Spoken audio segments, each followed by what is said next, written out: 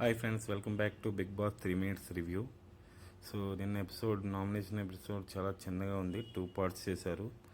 So అందులో main దివ్య బర్నీ discussion జరిగింది. దివ్య అందరూ రిలేషన్షిప్ ఫేక్గా పెట్టుకున్నారు. సో ఆల్రెడీ తనుజ బర్నీ గారు ఆల్రెడీ రిలేషన్షిప్లో ఉండేది. ఆ రిలేషన్షిప్లోకి దివ్య యాడ్ అయ్యి ఫేక్గా యాక్ట్ చేస్తుందని చెప్పారు. నెక్స్ట్ బర్నీ, ఇమాన్యువల్ అండ్ రమ్య ఉన్నారు. సో ఆ ముగ్గురు కొంచెం కామెడీ చేసుకున్నారు తనుజ గురించి. నెక్స్ట్ రీతు చౌదరి బట్టలు తూతుంటే అది చిన్న కామెడీ జరిగింది. నెక్స్ట్ కిచెన్ టాస్క్ దగ్గర పెద్ద గొడవ జరిగింది. సో కళ్యాణ్, దువ్వాడ మాధురి గారు, దివ్య గారు, సో వీళ్ళందరి దగ్గర గొడవ జరిగింది. సో ఈ గొడవలో నాకు తెలిసినంత వరకు అందరిది కొంచెం కొంచెం తప్పు ఉంది.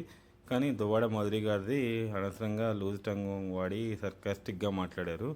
సో కళ్యాణ్ గారు వచ్చి అడిగినప్పుడు నేను కూర్చొని మాట్లాడాలా, నించుంటే మీరు మాట్లాడరా అనేది కొంచెం లూజ్ టంగ్గా మాట్లాడారు. సో దీన్ని దివ్య అనేది కొంచెం ఆపర్చునిటీగా వాడుకొని కంటెంట్ క్రియేట్ చేద్దాం అనుకొని కంటెంట్ క్రియేట్ చేసే పరంగా దాన్ని ఎక్స్టెండ్ చేసింది. సో ఫైనల్గా కిచెన్ ఇష్యూ మొత్తం పెద్దది చేసుకున్నారు.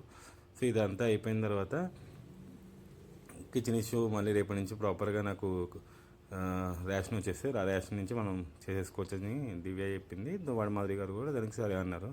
ఇదంతా అయిపోయిన తర్వాత రమ్య, దువ్వాడ మాధురి గారు బ్యాక్ పిచ్చింగ్ చేశారు కళ్యాణ్ గురించి. కళ్యాణ్ మిలిటరీలో జాబ్ చేస్తూ ఇలాంటి పనులు చేయొచ్చా, అది ఇది అని డిస్కషన్ చేసుకున్నారు. సో బ్యాక్ పిచ్చింగ్ అనేది ప్రాపర్గా కరెక్ట్ కాదు, ఇలా జరిగింది. సో వెంటనే నామినేషన్ ప్రాసెస్ జరిగింది.